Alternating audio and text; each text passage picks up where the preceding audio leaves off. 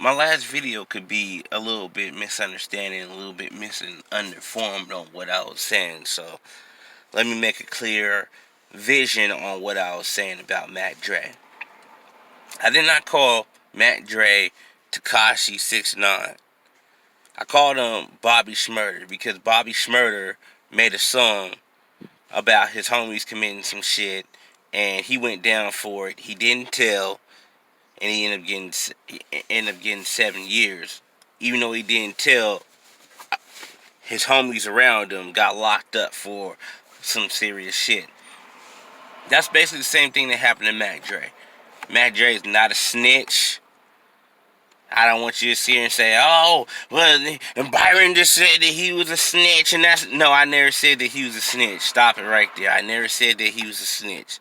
So don't put that on me. Don't sit here and try to say, well, Byron reported that Mac Dre was... No, I didn't report Mac Dre was none of that. You know what I mean? All I said was Mac Dre made a song that indirectly took down the operation of a gang that he was part of.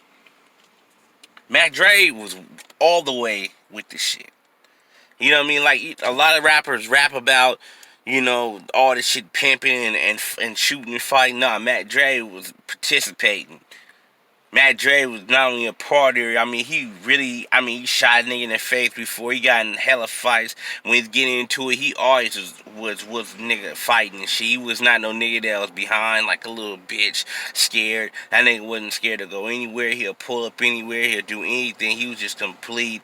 It was like, if he was alive right now, he easily had 30 niggas around him, just wanting to be around him because he's always a cool person to get along with. He wasn't an asshole. He wasn't a person where, you see him and it's like, fuck, man, like, this dude's a bitch. I can't stand him. Like, some rappers you see and it's like, I listen to your music, but cause I can't really even fuck with you in real life. Like, I listen to your music, but I can't fuck with you in real life. It wasn't like that with Mac Dre. Like, you can fuck with him in real life other than music. You can fuck with him in real life. You know what I'm saying? And, he was a cool... That's why his death is so mysterious, and... Because, who would want to kill Mac Dre? That's the mysterious thing about his death, is that who would want to kill Mac Dre because he was a fun person. And, the story is that he got into it with some promoters over some money, and the promoters decided to do a masquerade, shooting to him. And then somehow, some way, they said Fat Tone was involved and shit. Like, look, here's what I know. Fat Tone was a Crip from Kansas City. He was very hated. And, he was hated because he was going around robbing people. You know what I mean? He was going around robbing. Whenever you have somebody that goes around robbing people, they're not liked. They're not liked people. And so, Fat Tone, not only was he good on the mic, he was just really a grimy nigga robbing niggas. You know what I mean? He just robbed his homies, robbed niggas around the street. Like, nobody liked Kansas City. No one liked Fat Tone. He was a real life bully in Kansas City. So, of course, when you hear about Mac Dre dying, some niggas in Kansas City threw him under the bus quick. That tells you how much they care about rappers in Kansas City. They threw that nigga under the bus quick. He got thrown into the bus and he got sent up the river hella fast down in Las Vegas. They sent him up the river. You know what I mean? Got shot like about 200 times. So, to say Mac Dre, just to say Fat Tone had something to do with Mac Dre, just didn't make no sense. Things just didn't match up to the reason why Fat Tone would kill Mac Dre.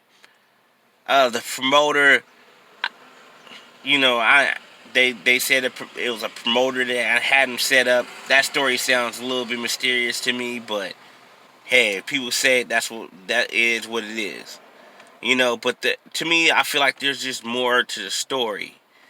But, I ain't no investigator. I'm not trying to get into the deep of this. You know what I mean? I'm not trying to get into the depth of this. I was just trying to tell you about Mac Dre as a person. Mac Dre as a person was a real ass nigga. Best person I ever seen perform in my life. Everything's authentic. If you listen to his raps, if you ever have a chance to really listen to his raps, though, don't just listen to the beat. Really listen to it. He tells real life stories that really happened to him. Like he was like one of the best when it came to storytelling. You know what I mean? Like the Mac was. I mean, when he was at the top of his game, he was at the top of his game, man. And it's sad that he went out that way. You know what I mean? Like he was. When he was beefing with E40, he was really beefing with E40. Like their camps don't get along, and didn't make songs together. And I mean, yeah, I mean, like no, I mean E40 talks about it. E40 talks about his beef with Mac Dre, and how his grandma's house got shot up on magazine. You know what I mean? Like, I mean, shit was real. You know what I mean? Mac Dre was really with that romper room gang shit. That's all I'm saying. He was really with the shit. Like, looking to that shit.